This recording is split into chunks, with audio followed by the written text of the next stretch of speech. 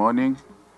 You have the Inspector General of Government and the Deputy Inspector General of Government, accompanied by the Secretary to the Inspectorate and staff.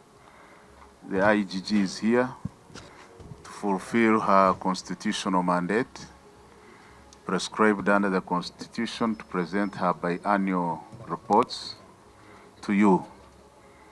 With much ado, Madam Speaker, I beg that you open this meeting and you allow the IGG to present her report. Thank you so much. The Inspector General of Government, my sister Honorable Betty Kamya Namisango, my father's daughter, and the Deputy IGG Patricia Okia, and your team, the Chairperson of Legal and Parliamentary Affairs, where IGG falls, the Clerk to Parliament, the Fourth Estate. You're all most welcome to Parliament of Uganda. Karibuni sana. We want to welcome you to Parliament. It is a routine that you always have to bring or submit in your reports. It's a constitutional obligation, and since it's a constitutional obligation, we want to thank you so much for really doing that, because as of yesterday we had somebody complaining on the floor that some of these institutions don't submit in their reports, but IGG has been very consistent. We want to thank IGG for that. And we want to thank you for the good work you're doing. We do appreciate the work that you're doing for this country. And it is you and us to bring change in this country. And we want to thank you for the work you're doing. And we will always give you our unwavering support as Parliament towards that. I also want to ask the Chair Legal that when IGG comes to knock on your door, I want you to accord them the highest support that they will always need, because they do a great job, which we do appreciate as a country. And we as Parliament, we know what you're doing, and the country knows what you're doing. We want to thank you. On that note, therefore, I hand it over to the IGG to hand over the report that they have brought. So since you have laid out the protocol, I will only recognize Chair of the Legal and Parliamentary Affairs Committee and the Clerk to Parliament, and we shall write on the protocol that you laid out. Right Honorable Speaker, I would like to first of all thank you for receiving us, and we are here, as explained by yourself indeed, in fulfillment of Article 231 of the Constitution of Uganda as amended, to submit our report to Parliament for the period January to June 2023 and June to December 2023 and January to June 2024. Right Honorable, we are representing a workforce of 417 employees deployed at the IG headquarters and 16 regional offices. Madam Speaker, and that of the committees on Legal and Parliamentary Affairs Committee and the Budget Committee that enabled the Inspectorate of Government budget to be increased from 79.4 billion to 81.7 billion in this current financial year. We appreciate that very much. We'd also like to register our sincere appreciation to all the members of Parliament for their continued support and good working relationship with the IG, and I'm hopeful that with your continued support, the Inspectorate will be provided with the necessary funding and support to ensure effective implementation of our mandate.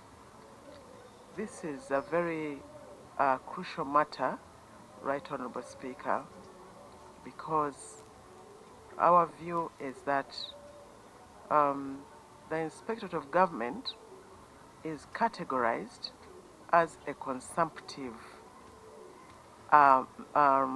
sector, but in reality, it is not a consumptive sector. In reality, we are mandated to save money, to recover money, and to stamp out corruption.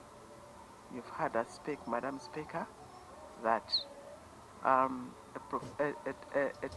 scientific research was done, and this country is estimated to lose up to 10 trillion shillings per year to corruption.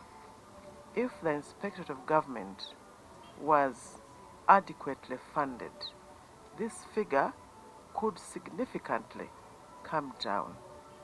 10 trillion per year is nearly 44% of our domestic revenue, generated revenue. So when 44% of domestic revenue is lost to corruption and nothing much is done to stop that, I think is overlooking a very important sector of the economy. I'll take you through the summary of what is contained in the main report in this table, and we show you the progression from the later half of 2022, July to December 2022. We compare it with July similar period in July to December 2023, and then January to June 23 and January to June 24. Most of the work that we do is generated through complaints that we receive from the public. And in July to December 2022, we received a total of 1,068 complaints. The following year, the same period, they had risen to 1,276.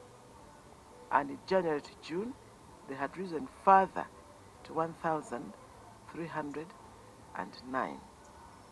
And in the last period under review, January to June 2024, the complaints had risen to 1,657. And we attribute this growth to our engagement with the public, so that people know more and more that they can report to the Inspectorate of Government. With your permission, I'll probably not go through the entire table, or if you prefer me to do that, I can still do it. But we are showing the new complaints that are registered. We'll also show the investigations that were carried out, the investigations that were concluded, the corruption.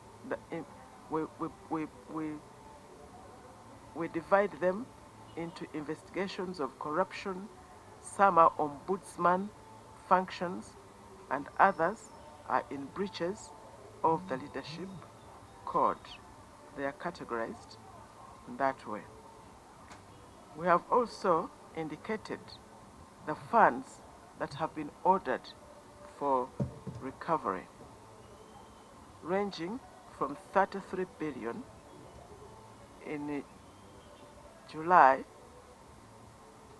to December 2022, and then 10 billion in the next half of the year, and 15 billion in the other half of the years. This is the money that we confirm that was stolen, and we order that it be recovered. Some of it is recovered in assets, and we have confiscated assets worth 2.3 billion, 2.7 billion, 5 billion, and this year alone 2.3 billion in assets have been confiscated. We have also cases for prosecution in court from 30, 40, and 25 and 38 cases that are in court for prosecution, and currently our conviction rate is 71%, the conviction rate. We do verify, Madam Speaker, you remember that you launched the declaration of assets period last year in March of 2023, and since that time we expected declaration from 380,000 public servants, and we achieved a declaration of about 88%, and we are supposed to verify all those declarations. This year alone, we have verified about 532 declarants. Of course, a very, very small margin, but all this is because of resource limitation. The figure was raised by an amendment to this act from 25,000 people who are supposed eligible for declaration of their assets to 380,000 without raising the resources at all. And we find this anomaly necessary for Parliament to consider as the committee considers our budget. But we did raise this with our budget, with our committee that supervises us. We have, Madam Speaker, inspected this year alone over 1,000 projects of government. Government projects, we inspect them, and we monitor their performance, and under the leadership of my colleague, we have inspected over 1,000 government projects. From the above table, Madam Speaker, it is evidence that there was an increase in the number of complaints received by the IGG, the number of investigations concluded, funds ordered for recovery, and an improvement in the conviction rate. The increase is attributed to improvement in the internal processes, such as prosecution-led investigation and increased citizen engagement. Madam Speaker, I would like to inform you about our major implementation challenges. Of course, Madam Speaker, is inadequate funding by the Inspectorate of Government, and this has led to pile up of cases. We received so many cases, but we are unable, because of the limitations on staff, space, and funds, to deal with them all at once. So we have a huge backlog of cases. Actually, as I speak now, our system has over 5,000 cases waiting to be investigated. We also have a very old fleet of vehicles that are very costly, to maintain. And Madam Speaker, we also have a very high turnover of staff due to lower remuneration compared to government agencies in the same category. For instance, the judiciary, they have, since the enhancement, they have much better terms of service and also terms of exit. And that sees a lot of migration from the Inspectorate of Government to the other. Of course, that takes away the experience that we would have built over time, the resources we have built in training, and all that goes with it moves as fast as the staff move to other agencies. We also have a big problem of failure of government agencies to resolve service delivery grievances at source. Increase in complexity and sophistication of corruption in government. Most government systems, Madam Speaker, not just the IG, are still analog, which lacks audit trail and is hard to monitor. This leads to delays in services rendered and thus facilitating more and more corruption. Madam Speaker, I would like to end this summary with some recommendations. That the Inspectorate of Government effectively implements our mandate, we recommend the following. We would like to ask for the following. One, government, some of the outstanding activities that we have, government should provide a budget of 45 billion to enable the Inspectorate of Government head office project to be completed. This is a project that is running almost into a decade. We are trying to construct offices, and this will save our budget of nearly 3 billion shillings per year. In addition, for digitalization, and this is a key requirement if we are to measure up to some of the institutions of government that we have to monitor that are highly digitalized. Our a journey for digitalization will require an estimate of $10 million. Government should also consider increasing the IG budget for operations, new vehicles, and equipment, and the 5th National Integrity Survey and staff training and recruitment.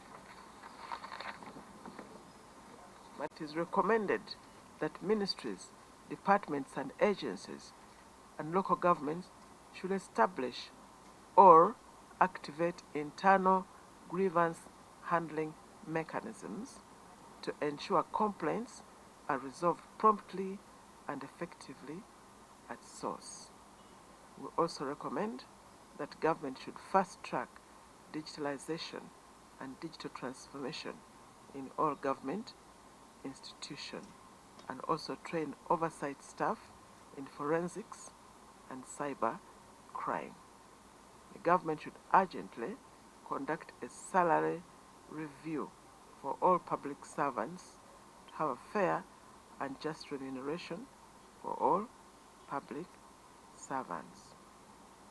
In conclusion, Right Honorable Speaker, as I hand over the report to you, would like to thank you for giving the Inspectorate of Government the opportunity to present to you the 50th and 51st biannual Inspectorate of Government performance reports to Parliament.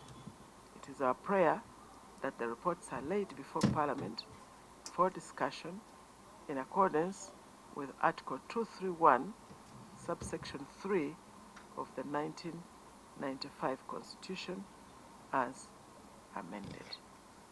It is now, Right Honourable Speaker, to hand over the report to you.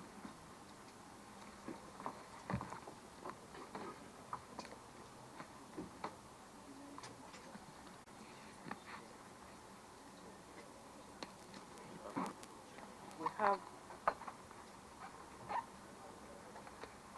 have two sets of reports at the same time. One, 23, and the other one, January, this is June.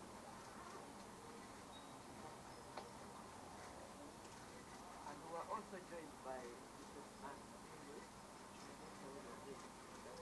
I want to thank Honorable Betty Kamya, the head of IGG. I sincerely want to thank you for delivering the reports and complying with the constitutional obligation under Article 231 of the Constitution of Republic of Uganda. We sincerely want to congratulate you. And pursuant to Article 231(3) of the Constitution of Republic of Uganda, I will cause the reports to be laid on the House at the earliest time possible. And I'm happy the chair is here. And this will be referred to the Committee of Parliamentary Affairs for scrutiny and report back to the House. So we shall have these reports laid on table next Thursday. I recognize the critical and ever-increasing need that is in IGG in terms of budgetary requirement. I've just had your analog. I think you're one of the institutions that is analog, and it would be good if you went digital for you to do an audit trail to find out what is happening in all other centers of yours. So it is one of the things that chairperson you should consider looking at, and the issue of them having their own home. I hope you have visited the site. You visited the site, we need a report on that and see how best we can be able to support IG on that, because they are spending a lot of money on renting, and if we can get that money and we can get money to give them for completing the building, that would be a very good thing.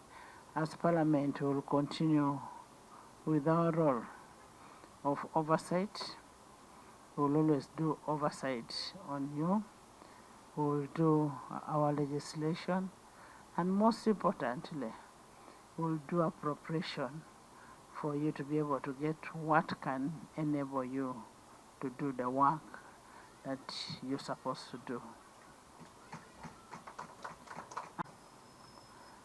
I know you're creating awareness to the public about corruption, about misuse of government funds and that kind of thing. I want you to really increase on that awareness outside there. Create a lot of awareness. Create friendship with these people.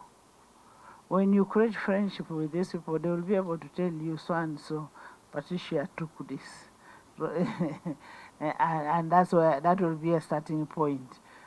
So when you go on the radios, I was in Eastern Uganda and I heard Patricia speaking on the radio, and I said, hey, so this is what now has happened.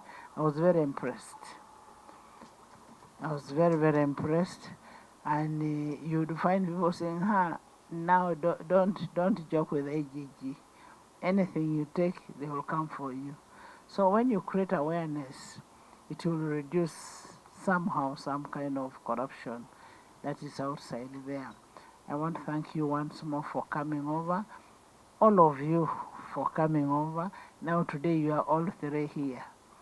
Don't The whole inspectorate is here. We want to thank you. We don't want to take a lot of your time. You never know by the time you leave here, in between, another person will have stolen a lot somewhere. I want to thank you for coming. And always, this is your home. Parliament is your home. Where you need support, we are here. We are here. I have told you the only thing Parliament cannot change is change a woman into a man. But we can do everything. We can do everything, and we just want you to work with us. We support each other. We are one. We belong to one government. We belong to one government, and we will always support you unconditionally.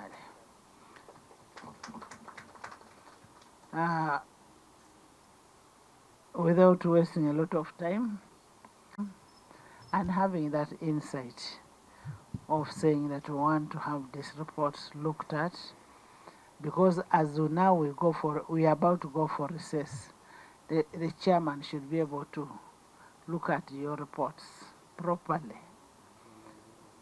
This is the right time. I don't know how you thought about it, but we thank God for it. And I say all this for God and my country.